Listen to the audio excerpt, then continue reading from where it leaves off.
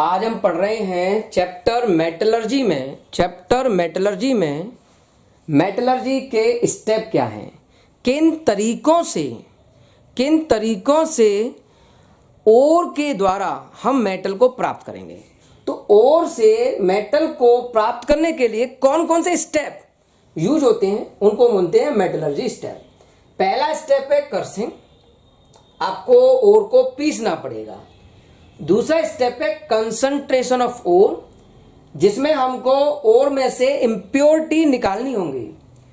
Third step है calcination और roasting. Fourth step होता है स्मेल्टिंग, एक तरह का रिडक्शन प्रोसेस है। और फिफ्थ स्टेप होता है प्यूरिफिकेशन या रिफाइनिंग। इन स्टेप का प्रयोग करके ओर में से मेटल को बाहर निकाला जाता है। तो पहला स्टेप समझा रहा हूं, कर्सिंग क्या होती है। CRUSHING, कर्सिंग कह लो, इसके और भी नाम है, ग्राइंडिंग कह दो, GRINDING, ग्राइंडिंग कह दो। इसको हम कह सकते हैं पल्वराइजेशन कह सकते हो, एक ही नाम है ऐसा। इसको हम सिंटरिंग भी कह सकते हैं, सिंटरिंग। चलो, तो ये कुछ नाम है कर्सिंग से रिलेटेड। इन सब का क्या मतलब है, तो आपको इनका मतलब समझना है। आपको एक बड़ा पीस दिया होगा ओर का, तो ओर का एक पीस दिया हुआ है बड़ा, उसको एक स्टैंप मिल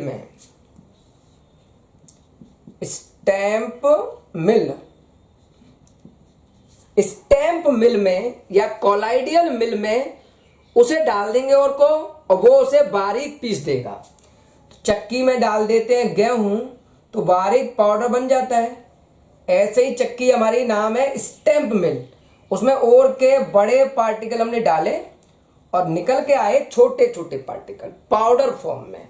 तो यहां से ओर को पाउडर फॉर्म में कन्वर्ट कर लिया गया।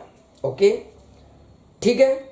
स्टैंप मिल में होता क्या है, ऐसे समझो कि ये हमारे पास एक स्टैंप मिल है।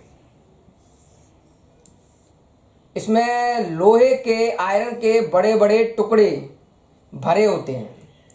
आयरन के बड़े बड़े टुकड़े हमने ले रखे हैं। ये बॉल है, आयरन की बॉल है। तो आयरन की बॉल इसके अंदर भरी होती है, और इस डिब्बे को, यहाँ हैंडल लगा होता है, इसको ऐसे घुमाते हैं। जब ये ऐसे घूमेगा तो ये बॉल इधर उधर भागेंगी। जब इधर उधर भागेंगी तो इनके बीच में रखा हुआ ओर का बड़ा साइज छोटे छोटे पाउडर में कन्वर्ट हो जाएगा। तो इस तरह से ओर को इस स्टैंप मिल के द्वारा पाउडर फॉर्म में पीस लेना कर्सिंग, ग्राइंडिंग, पल्वराइजेशन या सिंटरिंग कहते हैं। तो आप कोई सा भी नाम यहां प्रयोग कर सकते हो। सेकंड स्टेप होता है concentration of ore. Concentration of ore, beneficiation.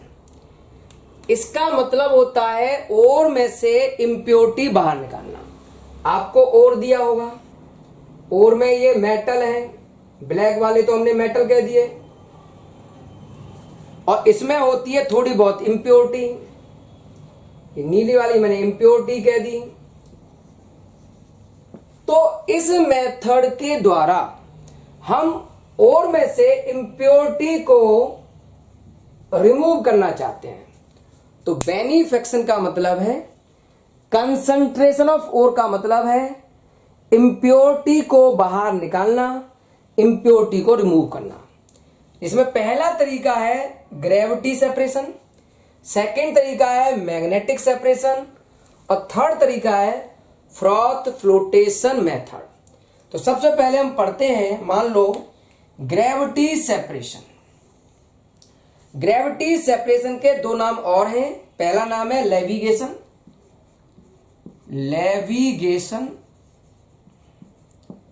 इसका एक और नाम है लेविगेशन के बाद हाइड्रोलिक वॉशिंग। हाइड्रोलिक वॉशिंग ये 3 नाम हो गए। अब इसमें करना क्या है, ग्रेविटी सेपरेशन में हम लोग कैसे इस मेथड को यूज करेंगे इम्प्योरिटी को बाहर निकालने के लिए। आप एक स्लोप लोगे, इस तरह से आपने एक स्लोप लिया और स्लोप में इस तरह से अरेंजमेंट बना दिया। ओके, अब हमने क्या किया, इस तरह के अरेंजमेंट में इस जगह पर ओर के पार्टिकल ले लिए। अब उस ओर में थोड़ी बहुत इम्प्योरिटी भी मिक्स होगी। यहां हमने ले लिया ओर विद इम्प्योरिटी। अब यहां से हम वाटर का फ्लो चलाएंगे, वाटर डालेंगे ओर पर। जब ओर पर वाटर डाला जाएगा तो वाटर का फ्लो जो होगा उसकी वजह से ये ओर भागेंगे आगे की तरफ। तो उसमें होता क्या है, जो ओर के पार्टिकल है वो हैवी होते हैं, तो ओर के पार्टिकल हैवी होकर इन गड्ढों में फिट हो जाएंगे, फंस जाएंगे। और जो इम्प्योरिटी होगी वो वाटर के फ्लो के साथ इम्प्योरिटी बह जाएगी, यहां से फ्लो हो जाएगी। तो इम्प्योरिटी वाटर फ्लो के साथ बह जाती है।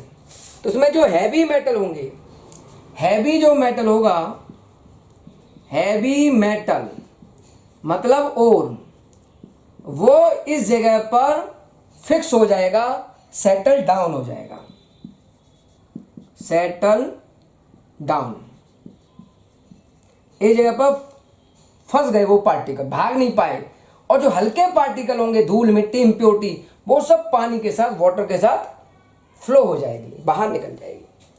इसे बोलते हैं हम ग्रेविटी सेपरेशन।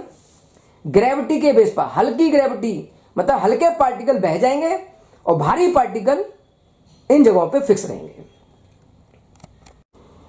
मैग्नेटिक सेपरेशन क्या होता है? ये टेक्निक मैग्नेटिक सेपरेशन हम तब यूज करेंगे जब कोई एक कंपोनेंट मैग्नेटिक प्रॉपर्टी रखता हो। जैसे हमने एग्जांपल लिया कैसिटराइट, CASSI और TRIT,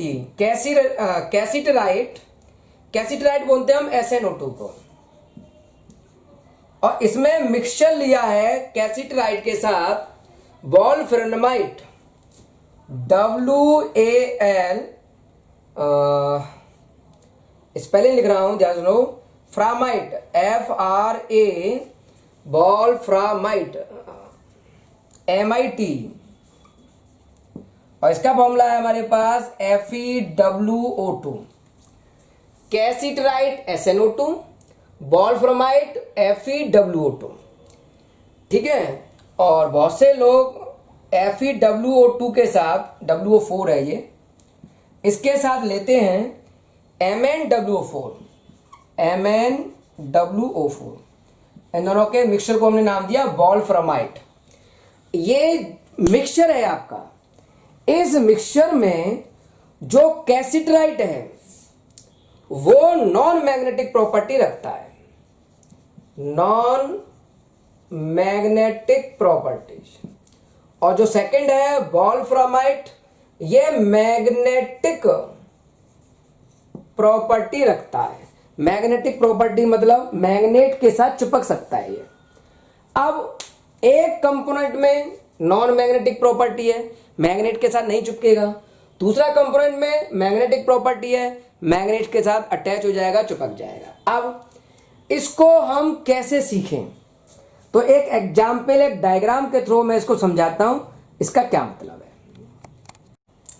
हमने यहां एक रोलर लिया, ये एक रोलर है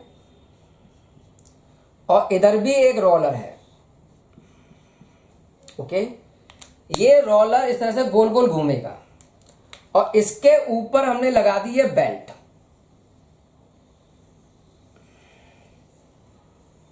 इस तरह से ये बेल्ट ऐसे घूम रही है, इस तरह से ये घूम रही है। ओके, हमने इस जगह पर एक हॉपर के द्वारा इसे बोलते हैं हॉपर, डिब्बा है कोई, यहां से पिसा हुआ पाउडर इस जगह पर डाल दिया। पाउडर में दो तरह की चीजें हैं, एक से ब्लू से दिखा दिया मैंने और दूसरा ब्लैक से दिखा दिया। ओके, अब हमने क्या नोटिस किया, इसमें ये वाला जो मैग्नेट है, ये वाला जो रोलर है, रोलर वो मैग्नेट का बना हुआ है।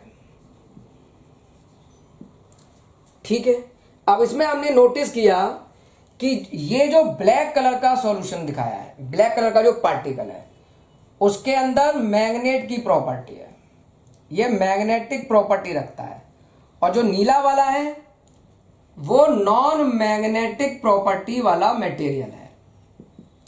अब ये दोनों इस रोलर से ऐसे चले, तो सोचो जिसके अंदर मैग्नेटिक प्रॉपर्टी होगी वो मैग्नेट के द्वारा, जैसे ये यहां आया मैग्नेटिक प्रॉपर्टी वाला, वो मैग्नेट की तरफ अट्रैक्ट होगा और ये मैग्नेट की तरफ अट्रैक्ट होंगे तो मैग्नेटिक प्रॉपर्टी वाला और पार्टिकल इस जगह पे प्राप्त होगा और जो नॉन मैग्नेटिक प्रॉपर्टी वाला होगा वो अट्रैक्ट नहीं होगा, तो वो इस तरह से दूर जाके गिरेगा, तो वो यहां जमा हो गया। तो दोनों के जो कंपोनेंट है वो सेपरेट हो गए। तो इस तरह से मैग्नेटिक सेपरेशन मेथड का हम यूज कर सकते हैं। ओके, फ्रॉथ फ्लोटेशन प्रोसेस, अच्छी तरह समझना इसको। हमारे पास एक कंटेनर है, ये कंटेनर है। ओके, इस कंटेनर में एक और बना देता हूं पार्ट इस तरह से, ये कंटेनर है, इस तरह से बना लो। इस कंटेनर में हमने वाटर प्लस ओर, वाटर प्लस ओर, इस जगह पर वाटर प्लस ओर, ये वाटर लिया, वाटर में थोड़ा सा ऑयल मिला दो और साथ में इसमें मिक्स कर दिया हमने ओर के पार्टिकल, ये हो गए ओर के पार्टिकल। वाटर प्लस ऑयल साथ में ओर के पार्टिकल मिक्स कर दिए। ओके, उसके बाद इसमें एक हमने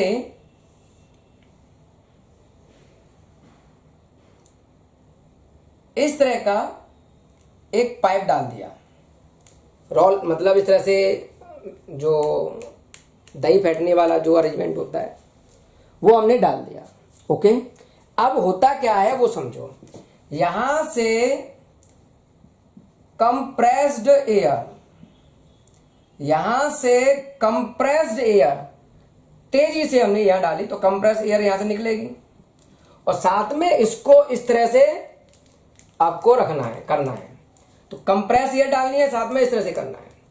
ऐसा करने से वाटर में उथल पुथल हुई और इसमें बना झाग, फ्रॉथ बना। तो इस तरह से ऊपर की साइड में फ्रॉथ बन जाता है, तो ये बन गया फ्रॉथ।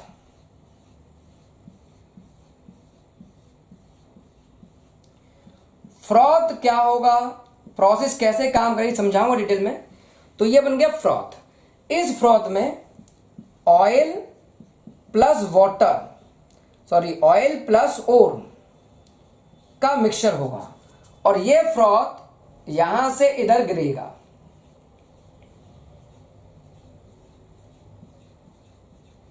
ठीक है, बाद में ये नीचे बैठ जाएगा। इसमें जो मेटल होगा, मेटल वो तो नीचे बैठ जाएगा और जो ऑयल होगा वो ऊपर आ जाएगा। तो इस तरह से फ्रॉथ फ्लोटेशन की प्रोसेस होती है। अब मैं इसमें यूज होने वाले केमिकल का एक्सप्लेनेशन देने वाला हूं, थोड़ा ध्यान से सुनना। अच्छी तरह समझना इसको, टॉपिक बड़ा है थोड़ा।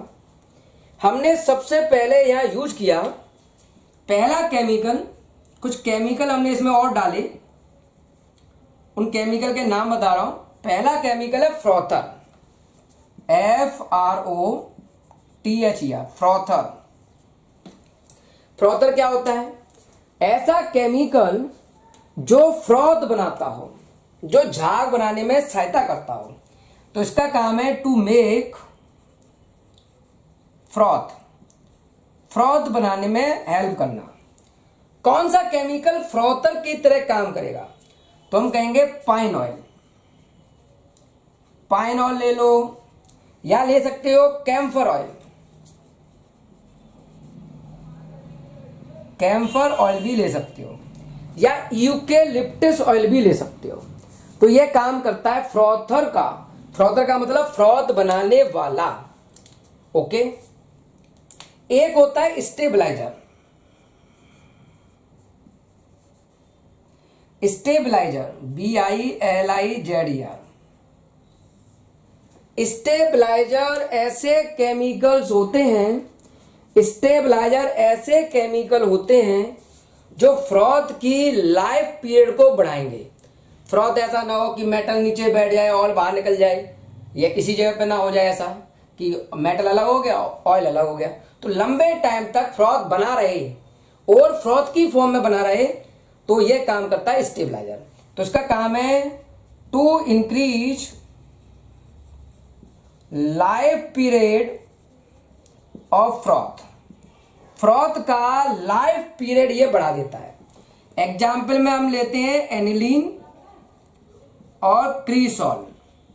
एग्जाम्पल में लेते हैं हम एनिलीन और क्रीसॉल। ओके।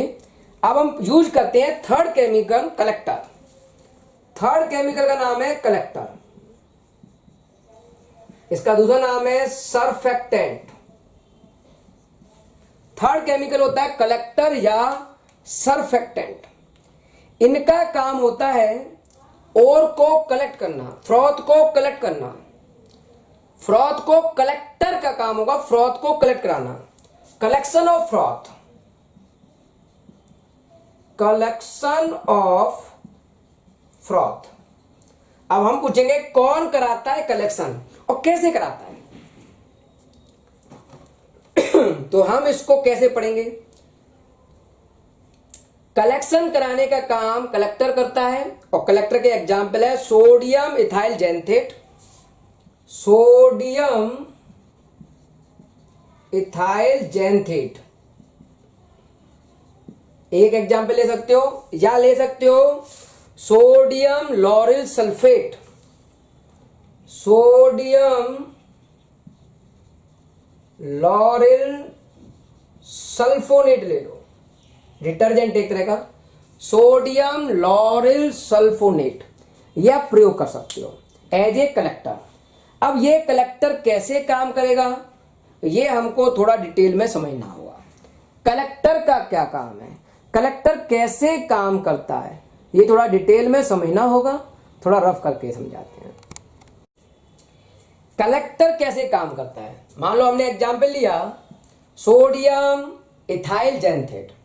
इसका फॉर्मूला लिख रहा हूं C2H5 ethyl, C2H5 ethyl, OC double bond S, single bond S negative.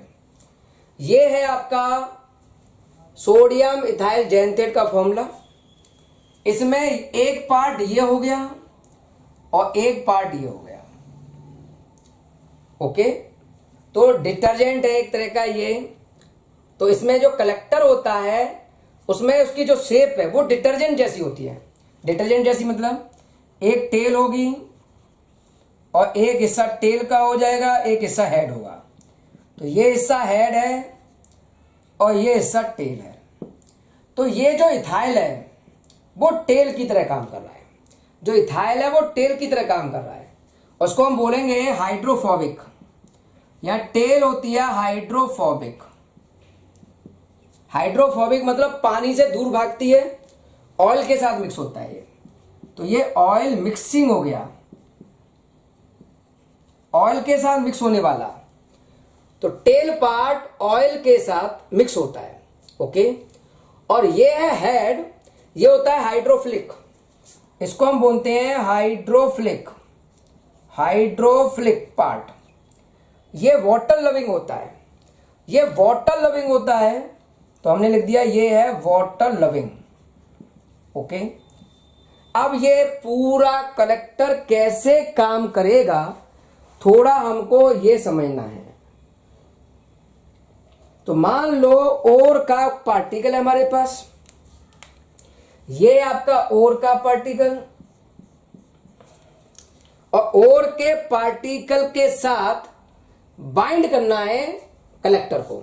तो हेड तो रहता है बाहर की साइड में, और जो उसकी टेल होती है वो जुड़ जाती है ओर से। हेड रहता है बाहर की साइड में, टेल जुड़ जाती है ओर से। हेड रहता है बाहर की साइड में, टेल जुड़ जाती है ओर से, इस तरह से। तो टेल वाला हिस्सा इस ओर के पार्टिकल को बाइंड करेगा, और टेल जब ओर के पार्टिकल के साथ बाइंड होगा तो फ्रॉथ बनने में सहायता मिलेगी। तो इस तरह से फ्रॉथ बनाने का काम, फ्रॉथ को कलेक्शन का काम कलेक्टर करता है। अब बात आती है, इसमें एक केमिकल होता है डिप्रेसेंट। वो क्या होता है, डिप्रेसेंट क्या होता है, उसको थोड़ा सा समझते हैं। तो अगला केमिकल है डिप्रेसेंट, थोड़ा ढंग से समझना। मान लो फ्रॉथ फ्लोटेशन हम जिस ओर का करा रहे हैं, मान लो ओर प्लस इंप्योरिटी, ओर में बैठी है इंप्योरिटी। अब एक चीज ध्यान रखना, फ्रॉथ फ्लोटेशन प्रोसेस हम केवल उस ओर के लिए करते हैं जिसमें सल्फाइड हो, मतलब सल्फाइड ओर होना चाहिए। ऐसा क्यों? क्योंकि सल्फाइड ओर ऑयल के साथ आसानी से मिक्स हो जाता है, आसानी से फ्रॉथ बना लेता है। तो ओर है मान लो पीवीएस का, और गलती से इंप्योरिटी भी सल्फाइड की ही है। मान लो जिंक सल्फाइड की इंप्योरिटी है, इंप्योरिटी भी सल्फाइड की और ये भी सल्फाइड का। अब आप एक केमिकल डालेंगे NaCN, ये NaCN केमिकल, ये NaCN केमिकल इम्प्योर